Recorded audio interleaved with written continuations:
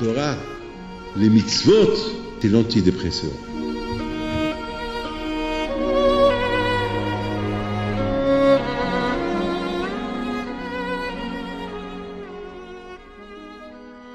Birshot Moray Rabotai, avec la permission d'Hachem, j'espère que vous allez bien. Bon, cette semaine, si Dieu veut, j'ai le mariage de mon fils, Rabbi Yoel Pinto, avec la famille Mizrahi. Alors, si Dieu veut que tout se passe bien. Et voilà, je vous bénirai vous tous. Je m'excuse si je ne vous ai pas invité. Malheureusement, je n'ai pas une grande salle qui peut contenir des milliers de personnes. Alors voilà, que Hachem y fasse que si Dieu veut autour de vous, le mariage de vos enfants, si Dieu veut, et que Hachem vous donne à vous tous la santé, la joie, la prospérité, si Dieu veut, et que Hachem y fasse que vous mariez tous vos enfants et vos petits-enfants, si Dieu veut. Alors, étant donné que cette semaine, c'est la paracha de Balak, et la paracha de Balak, c'est une paracha extraordinaire. Une paracha, elle nous parle combien Akadosh Baruch Hu nous aime, que pendant les 40 ans que les Juifs ils étaient dans le désert, Hachem, il ne s'est pas énervé sur les bénis Israël.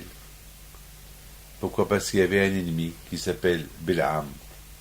Et ce Bil'am était tellement un homme mauvais, un mauvais cœur, un mauvais œil, que Hachem, il avait peur de s'énerver sur les bénis Israël, et que Bil'am, il va dire à Hachem, alors Hachem, puis ce peuple-là il t'énerve, détruis-les, tue-les.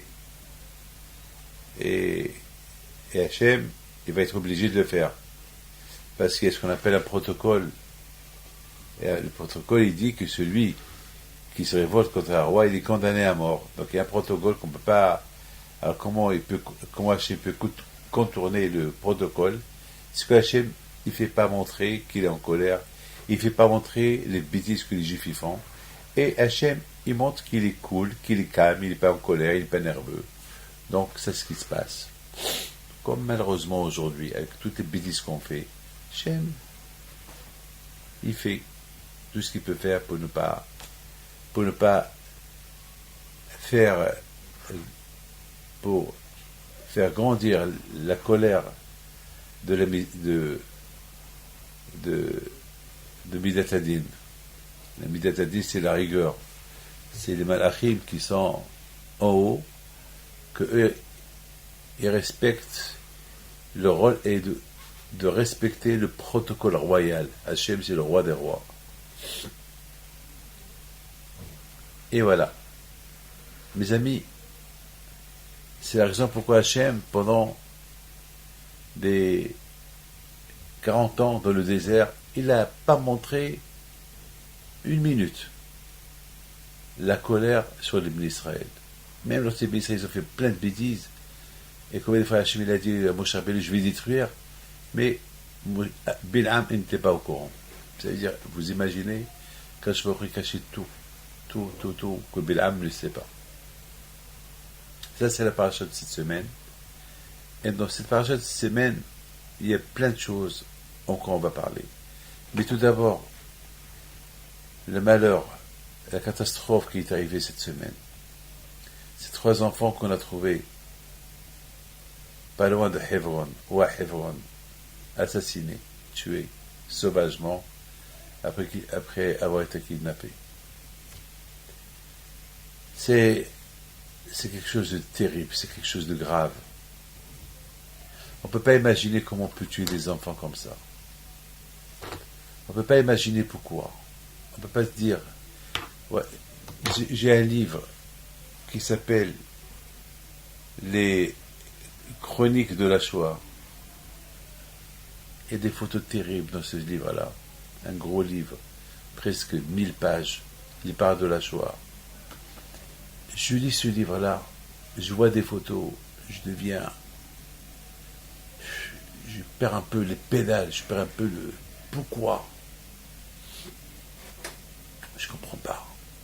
Comment des milliers de corps comme ça, les Allemands qui tuaient des êtres humains, et en rigolant, il va tuer une femme enceinte avec son bébé, et il rigole. Et le nazi rigole. Je comprends pas. Et voilà, à notre époque,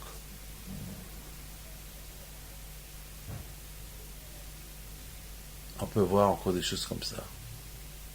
Des enfants, ils ne sont même pas des soldats, c'est des enfants. Ils sont encore à l'école. Les tuer comme ça sauvagement. Pourquoi?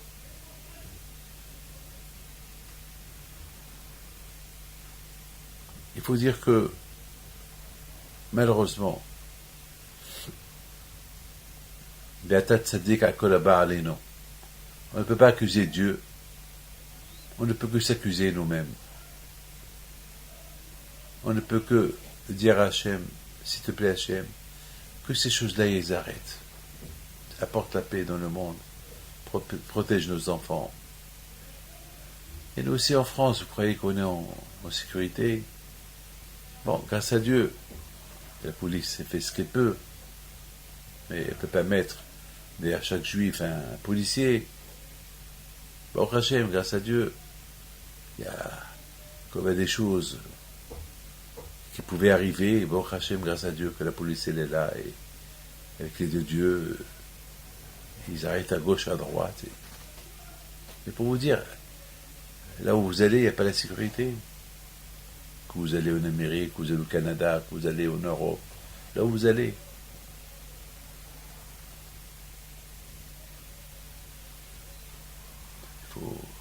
On dit, David Amelech, il dit, Hashem l'ishmo'ir, si Hashem ne protège pas la ville, qui va la protéger? C'est vrai, il y a la police qui protège. Mais il faut que Hashem, il faut que le bon Dieu, il guide la police. Pourquoi des fois la police, comme ce grand terroriste qui a été arrêté à Marseille, c'est la police comme ça, ils sont montés dans un bus pour l'arrêter, vous imaginez? Des choses comme ça, ils ne se font pas. Comment ils sont arrivés là? C'est Hachem qui les a envoyés. Le bon Dieu a envoyé la police. Et grâce à Dieu, ils ont fait du beau travail. Grâce à Dieu, bon Hachem. Dieu se sait qu'est-ce qu'elle peut avoir si la police ne l'a pas arrêté. Bon, il faut prier à Kadosh Baruch Hu qu'il y ait la paix dans le monde. Vous croyez que on vit une vie normale aujourd'hui, vivre dans la crainte, dans la peur, c'est pas bien. Mais il faut vivre. Il faut être vigilant. Il faut pas paniquer. Mais aussi, il ne faut pas trop se montrer. J'étais à mariage cette semaine, et des jeunes avec des Porsche, avec des voitures de sport, des voitures décapotables. Moi, je suis contre tout ça. Pourquoi se montrer? En plus, une kippa sur la tête. Ça veut dire quoi? Tu te montres. Alors, il y a eu des personnes qui sont passées, et ils ont traité de sales juifs. Oh, ces juifs-là. Ça aurait été à d'autres personnes qui auraient fait ça. Personne ne va parler. Mais pourquoi se montrer? Pourquoi attirer la haine? Pourquoi? Déjà, le monde y croit que les juifs c'est capitaliste, les juifs c'est eux qui ont les plus grosses fortunes du monde, c'est eux qui dirigent le monde. Mais c'est pas vrai tout ça. Mais les gens y croient. Alors, pourquoi se montrer? Ah, il y a un juif qui me dit, alors pourquoi on se montrera? Et alors, si on travaille dur pour avoir l'argent, je dis, écoute-moi, toi tu travailles dur, toi tu travailles dur, allez arrête. Allez, toi tu vis avec l'argent de ton père, toi, allez arrête. Arrête de dire que tu travailles dur. Ton père travaillait comme un chien, et là tu es en train de profiter, allez arrête. Il faut se calmer. Si on calme le jeu, plus ou moins, on peut réduire un peu les risques. On sort de la synagogue le Shabbat, on est tous à côté de la synagogue dehors. C'est pas bien. Il faut partir tout de suite. C'est pas fait de rester dehors en train de discuter. Les gens qui passent et qui voient, c'est pas bien. Ça attire. En plus, le Shabbat, on est bien habillé, on est décontracté, et avec une kippa sur la tête, c'est pas bien.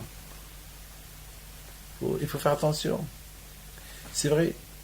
La paracha de cette semaine, c'est la paracha de Balak, la paracha.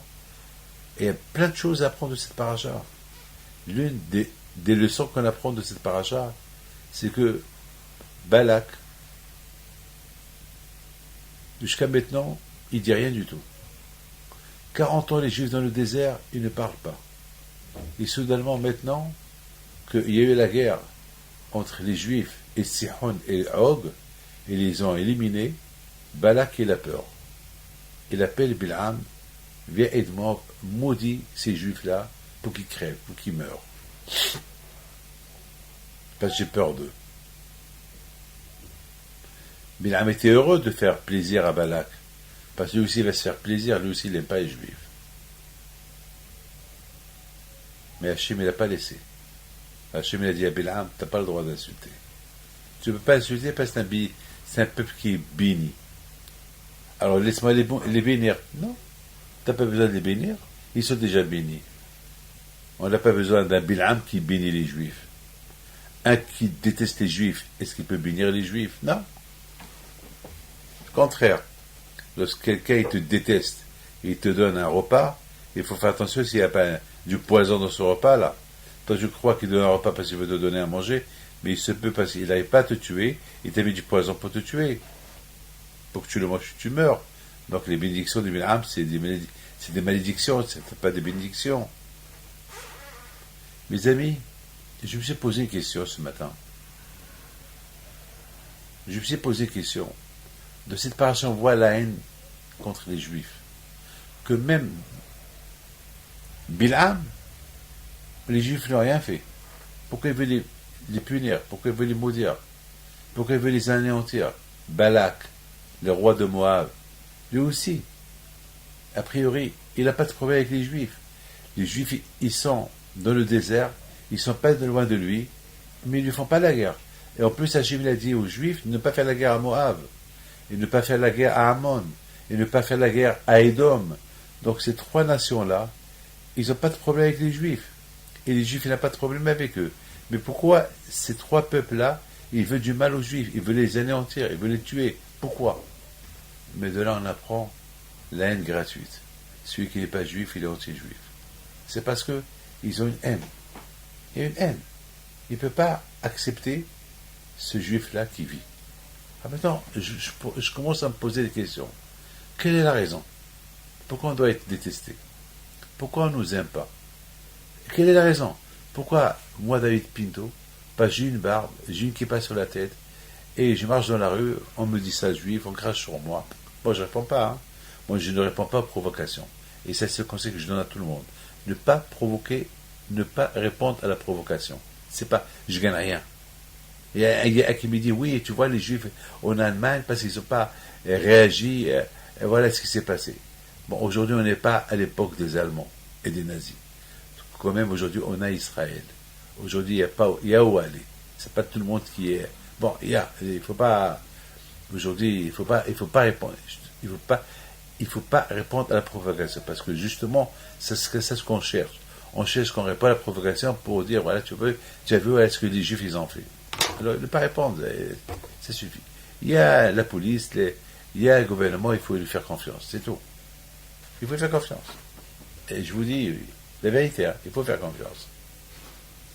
Donc, mes amis, je ne comprends pas pourquoi cette haine gratuite venant de Moab, de Ammon, de Édom, de Sihon, de Og, de Bil'am, des nations, Midian.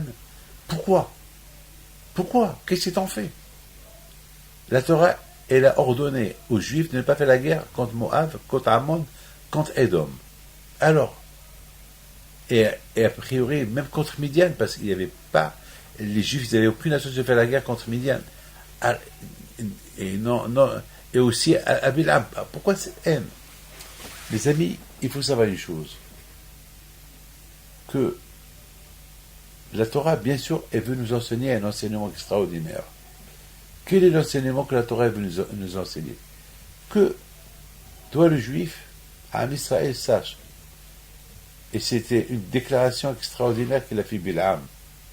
Que Am Israël, Am Levada Dishkon, ou Bagouyim Litchashev. Et lui-même, il donne la réponse. Pourquoi cette haine gratuite des nations contre le peuple juif? Parce que le peuple juif, il ne veut pas se mélanger avec personne. Il ne faut pas lui en vouloir parce qu'il ne veut pas se mélanger avec personne. C'est un peuple qui va rester seul. il veut rester seul, à l'abri de tout le monde. Il ne veut pas se mélanger avec tout le monde, il ne veut pas s'assimiler. Quelle est la raison? Parce qu'il y a une Torah que le bon Dieu nous a donnée. Et cette Torah que le bon Dieu nous a donnée, on ne peut pas. Imaginez-vous, si on s'assimilait avec tout le monde, ben cette Torah, elle va être diminuée, elle va être réduite, après personne ne va la faire. Donc c'est important pour Hachem, lorsqu'il nous a donné la Torah, et voilà, le seul moyen pour que vous pouvez rester un peuple uni autour de la Torah et autour de moi, il faut respecter ces lois que je vous donne. Maintenant, si quelqu'un veut se convertir, veut devenir comme vous, il faut qu'il sache, il faut qu'il respecte lui cette Torah. Il faut que cette Torah, il ne faut pas, pour que la Torah, elle reste, pour que la Torah, elle ne soit pas, elle va pas s'évaporer, elle va pas disparaître, eh ben, il faut rester autour d'elle. Étant donné que le peuple juif, il a reçu la Torah, il est autour d'elle, alors ceux qui veulent venir, se joindre à nous, s'ils ne sont pas autour de la Torah, donc ils risquent, eux, de nous assimiler avec eux, et on va se perdre. Mais je voudrais vous raconter une petite histoire qui s'est passée à Los Angeles. Il y avait une fois une femme, une vieille femme, lorsqu'elle m'a vu, elle a commencé à pleurer. Alors, je lui ai dit, ça va madame, vous allez bien? Elle me dit, oui, je vais très bien, mais vous me rappelez mon père. Elle me montre la photo de son père avec une barbe. Elle me dit, nous, on est les rescapés de la Shoah. On a quitté l'Allemagne, la Pologne, lorsque moi j'étais petite. Et toute ma famille est morte. À part un peu de ma famille, on a réussi à s'échapper et on est venu aux États-Unis. Au départ, mon père, il ne savait pas où aller, il était religieux, il avait une barbe. On s'est installé quelque part en Amérique. Et là-bas, il n'y avait pas de synagogue, là-bas, il n'y avait pas des orthodoxes, il n'y avait rien du tout. Donc, la seule synagogue qu'il y avait là-bas, une synagogue qui n'était pas religieuse. Donc, on est parti là-bas. Bon, on n'avait pas le choix. Mon père n'a pas voulu qu'on se perde. Mais il n'était pas très content parce que cette synagogue n'était pas religieuse. Et à un moment donné, cette synagogue, elle a fermé les portes. C'est un autre groupe juif qui ont pris la relève de cette synagogue. Et s'était mélangé hommes et femmes. Et au fur et à mesure, ça se dégrade. Et moi, j'étais jeune, je me suis marié. Et malheureusement, d'une synagogue à l'autre, et voilà, mes enfants, ils sont tous assimilés. Et voilà. J'ai eu 4 garçons. Ils sont les 4 mariés avec des filles non juives. Et voilà. J'ai plus rien. Ça veut dire que si je meurs, il n'y a personne qui fait Kaddish pour moi. Les enfants se marient avec des non-juifs. Leurs enfants, ils ne sont pas juifs. Et eux, ils ne savent même pas lire. Bon. Au moins, j'ai laissé un testament. Je suis venu m'installer à Los Angeles, à des rabbins, que s'il m'arrive quelque chose, qu'on monte dans ces cimetières juifs, et que j'ai donné de l'argent à certaines personnes pour que s'il m'arrive quelque chose qu'il faut Kaddish pour moi, parce que je sais que mes enfants, je ne sais même pas s'ils vont venir à mon enterrement. Voilà la beauté et les conditions pour rester juif. C'est pas rester juif, on peut être juif et pas être juif. On peut être juif s'il n'y a pas la Torah. Mais pour être juif et rester juif, il faut qu'il y ait la Torah et les mitzvot. C'est comme un passeport. Un passeport, s'il n'y a pas de photo dans le passeport, on ne sait pas que toi tu es vrai, que ton nom qui est marqué dans ce passeport, c'est toi. On ne sait pas. Il faut qu'il y ait et le nom et le passeport. Pardon, et le nom et la photo. Il faut la photo. Parce que la photo seule dans un passeport sur le nom, ça ne veut pas dire le nom que tu déclares, c'est vrai, parce qu'il n'est pas écrit dans le passeport. Et s'il n'y a pas de photo, ça ne veut pas dire que le nom qui est écrit dans le passeport, c'est toi. Parce qu'il n'y a pas de photo. Donc, pour être juif, il faut et le judaïsme, la Torah et le judaïsme. il faut qu'il y ait toi et la Torah et le judaïsme. Il faut que tu aies l'identité juive, c'est la Torah. S'il n'y a pas l'identité juive, s'il n'y a pas la Torah, donc quelle identité tu as? Et c'est ce qu'a dit Bilam. Bilam a dit que l'identité juive, elle est dans la Torah. Parce que c'est la raison pourquoi Hachem, il n'a pas voulu qu'on se mélange. C'est pas parce qu'Hachem il veut qu'on soit antisémite. On n'a pas le droit d'être antisémite. On n'a pas le droit de détester ou de ne pas aimer les non-juifs, les arabes, ou des chinois, ou des chrétiens, ou des noirs. On n'a pas le droit, ou des japonais. On n'a pas le droit. On a le droit de respecter tout le monde. La Torah nous oblige de respecter tout le monde et d'aimer tout le monde. Chaque être humain. On n'a pas le droit de ne pas aimer quelqu'un. Moi, je suis d'origine du Maroc. J'ai grandi avec des Arabes, des musulmans, et je les respecte énormément. Je respecte tout. Ma femme, elle est d'origine d'Algérie. Je respecte les musulmans algériens, je les respecte. Je respecte tout le monde. Que ce soit tunisien, que ce soit malaisien, je m'en fous. Pour moi, c'est des êtres humains comme moi. Et je les respecte. Je respecte leur personnalité, leur religion, je respecte. Je respecte. Mais il y a une chose est certaine, que je suis né juif, on m'a éduqué avec ma religion juive, la Torah, ben je grandis avec ça. Et c'est ça, mes amis. Et c'est ça ce que la Torah nous enseigne de cette paracha de Balak. Que de cette paracha de Balak, justement, Hachem, il a fait à ce que, pour qu'il y a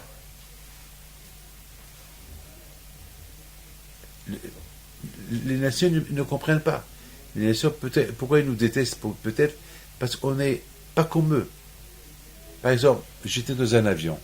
Beaucoup de fois, ça arrive que je vexe un peu les hôtesses de l'air. Ils sont vexés. Parce qu'on me propose à manger, je dis non. On me propose du jambon, je dis non. On me propose des crevettes, je dis non. On me propose du vin, je dis non. Et chaque fois, je dis non, c'est pas caché. Alors, parfois, ça les énerve. Je dois pardonner. Parfois, il y a des réactions des hôtesses qui ne sont pas... Bon, je les comprends parce que ils croient que je ne vais pas manger leur manger parce qu'il n'est pas bon. Non, c'est pas vrai. C'est pas qu'il n'est pas bon, il est bon, mais c'est pas cachère. La Torah me l'interdit. Je ne peux rien faire. La preuve, si je commande un repas cachère, on me l'apporte, je l'accepte volontairement. Mais s'il n'est pas cachère, je ne peux rien faire. Que voulez-vous que je fasse? Donc c'est les énerve. C'est ça la bouteille. C'est ça qui réveille. Mais j'ai pas le choix. Torah, c'est ça la paracha. La paracha, c'est ça la loi de la Torah. La loi de la Torah, c'est il faut respecter la Torah. Et je sais que tout le monde va rigoler de moi. Pourquoi je touche pas une femme? Pourquoi des fois ça arrive? Il y a des femmes qui me donnent leur main et je leur dis non. Et je refuse. Ça les vexe. Beaucoup de fois ça arrive. Je peux pas. Comment voulez-vous que je donne la main à ta propre femme qui est une idée, tu ne peux pas la toucher. Alors, pour cette raison, une autre femme qui n'est pas ta femme, tu ne peux pas la toucher. Tu ne peux pas. La Torah me l'interdit. Alors, comment que je fasse? Donc, ça énerve. Donc, c'est la raison pourquoi Hachem nous avertit déjà. Hachem, il nous a dit, je sais que les gens, ils vont se moquer de vous. Pourquoi vous faites ceci? Pourquoi vous faites cela? Vous n'êtes pas des êtres humains. Mais c'est ça la loi de la Torah. Alors pourquoi, quand il a fait ces lois-là, qu'on doit être différent de tout le monde? Eh bien justement, c'est le seul moyen pour garder notre identité juive. Le seul moyen pour garder notre identité juive, c'est les mitzvot que Hachem nous a donné à respecter. Parce qu'il n'y avait pas ces mitzvot que le bon Dieu nous a donné à respecter, alors on va être comme tout le monde. Et comme tout le monde, tu manges ce que tu veux. Tu peux même manger comme qu'il y a en Chine, au Japon, qui mangent des singes, ils mangent des serpents et ils mangent de tout. Il y a certaines personnes qui m'ont dit qu'ils ont vu des magasins qui vendent des cafards, des araignées, des insectes, ils les vendent pour les gens qui les aiment. Nous, on n'a pas le droit de manger tout ça. Notre religion, notre judaïsme, il est formé, il est construit avec des permissions et des interdictions, avec des lois. Et c'est des lois qui embêtent tout le monde. Parce que c'est des lois, la majorité du monde, ils ne respectent pas ces lois, ils ne comprennent pas pourquoi nous, on les respecte. Ben justement, si nous aussi on ne va pas les respecter, on va être assimilé. Si on va être assimilé, le peuple juif, il va s'éteindre. Et justement, bien sûr que les nations, ils veulent que le peuple juif s'éteigne et qu'on soit une seule nation. Ben, on peut être une seule nation avec mon identité juive. Derrière la Torah, il dit, il faut respecter tout le monde. Non, ils veulent effacer la Torah. Ils veulent qu'on efface qu'il y a Dieu, que Dieu c'est le créateur du monde. Ben justement, mes amis, la Torah, c'est elle qui fait de Dieu le créateur du monde. S'il n'y a pas la Torah, ça veut dire qu'il n'y a pas de créateur. C'est-à-dire, tous les gens qui sont athées, ils disent qu'il n'y a pas de créateur. Donc voilà, déjà, il y a une chose qui me fait une différence entre moi et eux. Parce que moi, je crois qu'il y a un Dieu. Eux, ils ne croient pas qu'il y a un Dieu. Le fait qu'eux ne croient pas qu'il y a un Dieu, alors tout est permis. Moi qui crois qu'il y a un Dieu, alors c'est pas tout qui est permis. Pourquoi ? Parce que justement, Hachem était intelligent. Hachem, il a fait exprès que pour que le peuple juif, ils seront toujours attachés à Dieu, uniquement à travers ces mitzvot qu'il leur a donné de faire. Chose que les autres ne font pas. Et c'est ça ce qu'il a dit Bilham. Bilham, il a dit que le peuple juif, il ne se mélange pas. Il est unique, il ne se mélange pas. Qu'Am lebada dishkon. Un peuple, il habite tout seul. Il ne se mélange pas avec d'autres nations. Pourquoi ? Quelle est la raison ? La raison, elle est la suivante. Parce que si il n'y a pas la Torah, on est mélangé avec tout le monde. Mais s'il n'y avait pas la Torah, on serait mélangé avec tout le monde. Mais tant qu'il y a la Torah, il nous fait des barrières pour ne pas se mélanger avec tout le monde, pour ne pas s'assimiler, pour ne pas s'évaporer. Et si le peuple juif va s'évaporer, donc Dieu, il est Dieu sur qui ? Il est roi sur qui ?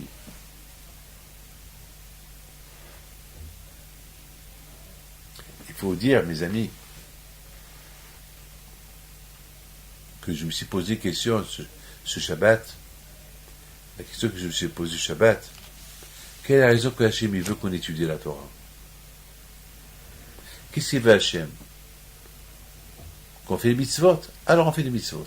Mais pourquoi étudier la Torah, c'est une obligation ? À tel point que nos sages ils disent, c'est rapporté dans Benish Hai, que Hachem il a fait le Shabbat, parce que toute la semaine les gens ils sont occupés avec le travail, au moins le Shabbat ils peuvent étudier la Torah. Ils peuvent récupérer. Mais pourquoi ? Alors moi je vous pose la question. Quelle est la raison ? Pourquoi chez Hachem il veut qu'on étudie la Torah ? Quelle est la raison ? Mes amis, j'ai pensé, j'ai dit que l'étude de la Torah, pour Hachem nous a donné des mitzvot. Pour pouvoir bien faire ces mitzvot-là, c'est vrai, on peut mal faire les mitzvot, mais le fait d'étudier la halachot, les lois de la Torah, sur ces mitzvot-là, pour manger, il y a des lois. Pour dormir, il y a des lois. Pour se réveiller, il y a des lois. Pour s'habiller, pour le manger, le juif, il est entouré des lois du matin au soir. Du matin au soir. Donc, c'est ça la raison pourquoi Hachem nous a donné des lois.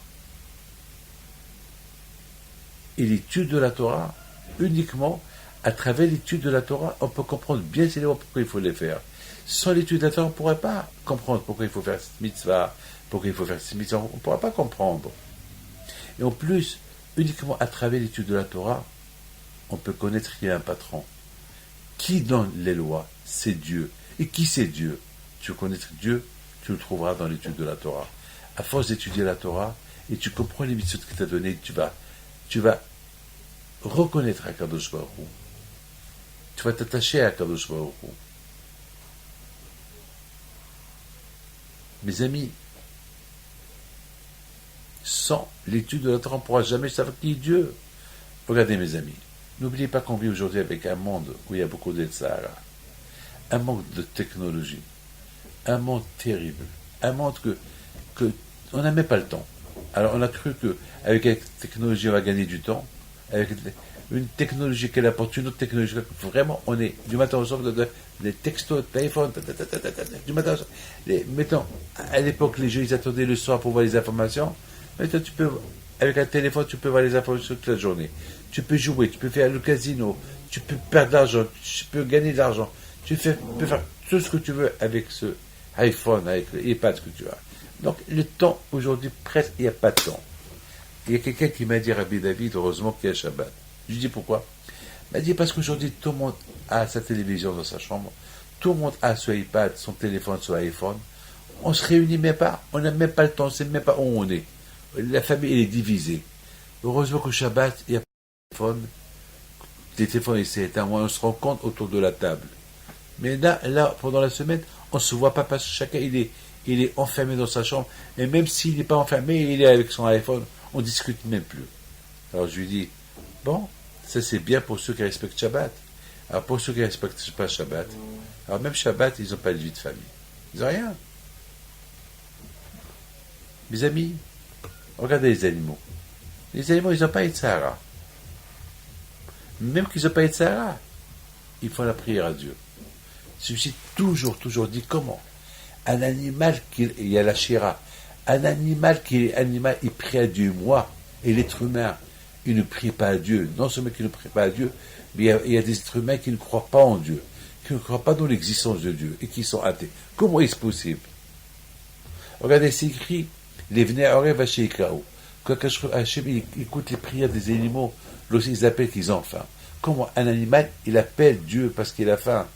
Et moi, et nous, les êtres humains, lorsqu'on a faim, ben, on ne sait même pas. Il y a des gens qui vont même pas prier, ils vont crever à la faim, ils vont pas prier à Dieu parce qu'ils ne croient pas qu'il y a Dieu. Comment est-ce possible une chose pareille? Comment un animal sait qu'il y a Dieu et l'homme il ne sait pas qu'il y a Dieu? La réponse est l'être humain, il a le Yetzirah. Il a des tentations. L'animal, il n'a pas de Yetzirah. Il n'a pas de tentation. L'animal, Hachem, il a créé l'animal, il a créé sa nature. Donc, il sait qu'il l'a créé. Il n'a pas de Yetzirah. Il n'y a pas d'adultère chez les animaux. Il n'y a pas de manger cachère ou pas cachère, les insectes ou pas insectes, nida ou pas nida. Il n'y a pas. L'animal, sa nature est manger, vivre, il cherche une compagne, son compagnon, c'est tout. Et procréer, faire des enfants, c'est tout. Voilà. Chaque animal est la nature que Dieu a créée en lui. Mais l'être humain, il a les Sahara. L'être humain, il devait être l'associé de Dieu. Dieu a créé le monde, il a donné à l'homme, à l'être humain, pour qu'il le dirige. Voilà. Le Sahara, il est très fort. Il crée la révolution de la tête de l'homme. L'être humain, il veut devenir patron. Il a oublié qu'il a un patron, qui est Dieu. Non. Il se croit lui-même le patron. C'est la raison pourquoi Kachru nous a donné la Torah. À travers la Torah, on découvre Dieu. C'est lui le patron, et on doit se soumettre à lui. Et s'il a dit de faire ça, ou il a dit de ne pas faire ça, il n'y a pas de question. Je fais ce qu'Hachem veut. La Torah, elle te donne un gvoul, elle te donne une frontière jusqu'à où tu peux aller et où il faut s'arrêter, jusqu'à où tu peux aller. Bien sûr, dans le monde, on dit il faut être unis, le monde uni, l'union, l'ONU, l'union, il faut être ensemble. C'est vrai, c'est beau ça. C'est beau ça. C'est très très beau. Il y a des lois, comment être unis. On ne peut pas être unis sans des lois qui sont venues du maître du monde, celui qui a créé le monde. Il n'y a qu'à travers ces lois, on va savoir c'est quoi l'union, c'est quoi être uni. On ne peut pas nous inventer l'union. C'est le patron du monde qui s'appelle Dieu, Hachem, qui a créé le monde. C'est lui qui a donné des consignes, il a donné des idées, comment être uni. Et si tu respectes ça, donc il y a déjà, avant d'être unis, il faut reconnaître celui qui a créé l'union, celui qui a créé le monde, et celui qui veut qu'on soit unis déjà autour de lui. Avant d'être unis, il faut être unis autour de celui qui vous a créé.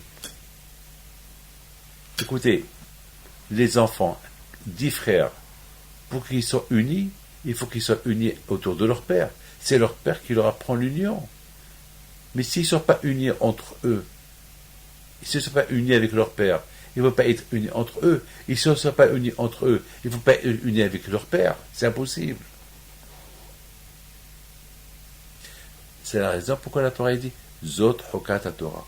C'est ça la loi de la Torah. La Torah, elle est inexplicable. On ne sait pas pourquoi. Mais respecte-la et tu vas voir qu'elle va t'ouvrir les portes pour mieux comprendre les mitzvot, pour mieux comprendre celui qui te les a donnés. Je voudrais vous poser une question.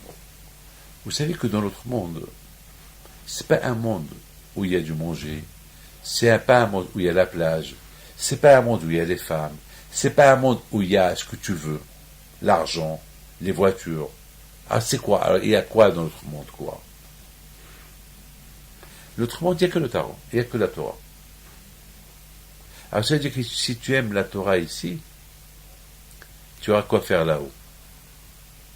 Mais si tu n'aimes pas la Torah ici, eh ben là-haut, tu vas t'ennuyer.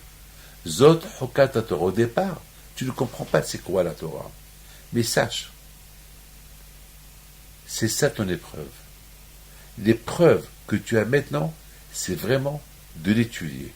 C'est dur. Le Satan, le Tzar, il ne va pas te laisser étudier. Étudie-la. Et tu vas voir ce que tu vas gagner après. Après déjà, le fait d'étudier, tu vas comprendre pourquoi il faut faire les mitzvot. Ah, c'est super, c'est logique.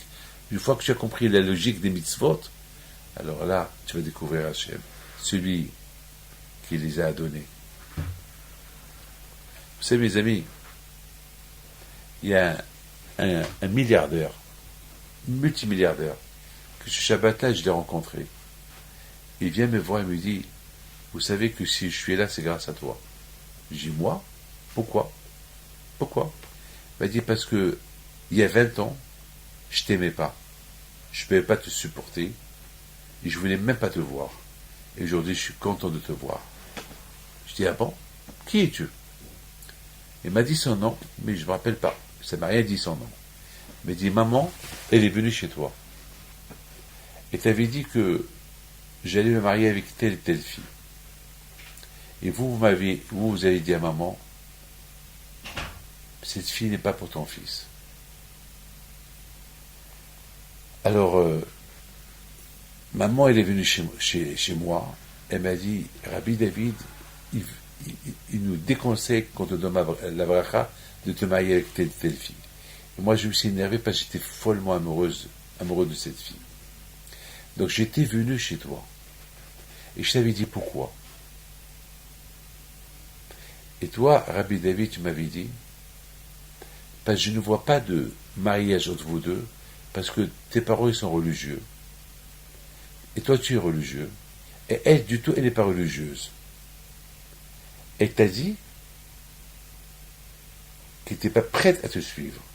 Donc pour moi, j'ai dit, tes parents religieux, toi qui es religieux, te marier avec une fille qui n'est pas religieuse, vous allez finir avec un divorce.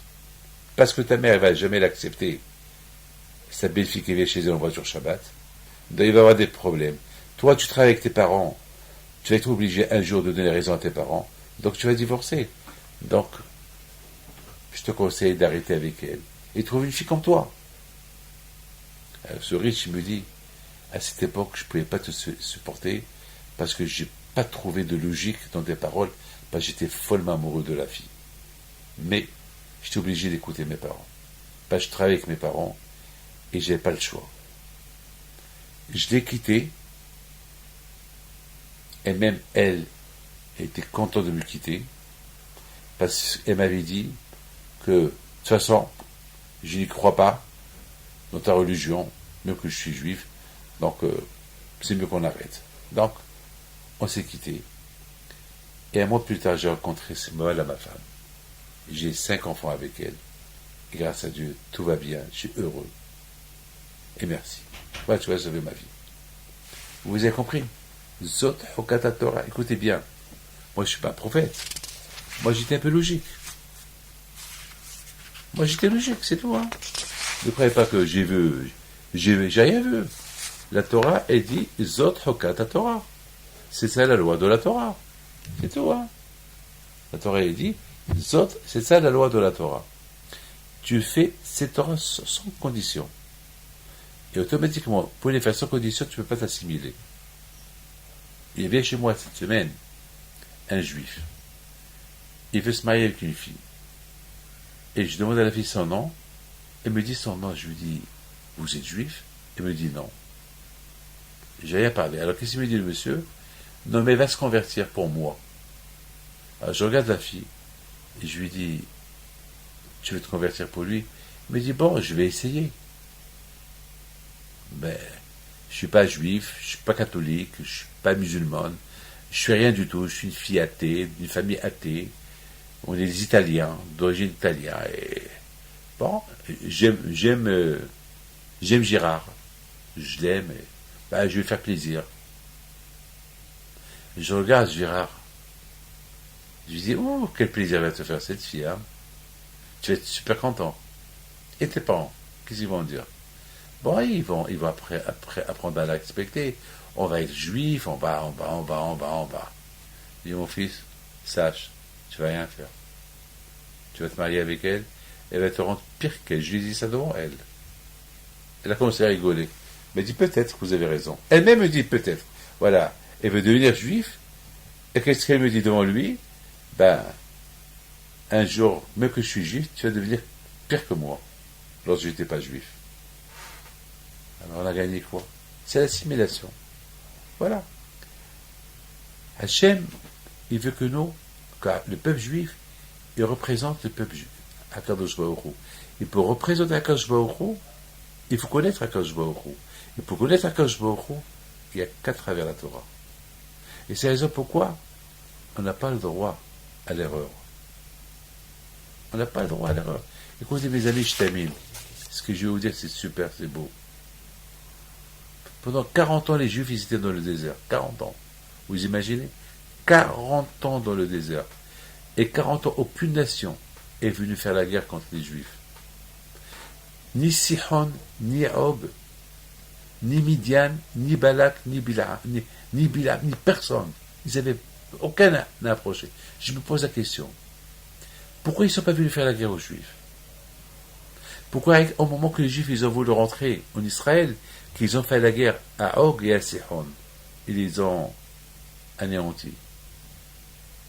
Mais pourquoi ces peuples-là, ils n'avaient pas peur des Juifs, et pourquoi ils ne sont pas venus faire la guerre contre les Juifs? Et c'est pas parce qu'ils avaient peur d'eux, ils n'avaient pas peur d'eux. D'ailleurs, lorsque Moshe Rabbeinu est parti faire la guerre contre Og, Moshe a eu peur de faire la guerre contre Og. Parce que Og, il avait la bracha de Abraham Avinu. Jusqu'à quand Hachem a dit à Moshe Rabbeinu, Moshe, n'aie pas peur de Og, je te donne entre tes mains. Ça veut dire que Og et Sihon, ils n'avaient pas peur des Juifs. Alors pourquoi ils n'ont pas fait la guerre contre les Juifs avant que les Juifs soient venus leur faire la guerre? Et en plus, Hachamim me disent que Balak, le roi Balak de Moab, lorsqu'il a vu que ces deux grandes nations ils ont été anéantis, il a eu peur. Parce qu'il a dit, ces deux peuples-là, c'est eux qui nous protégeaient, les Juifs.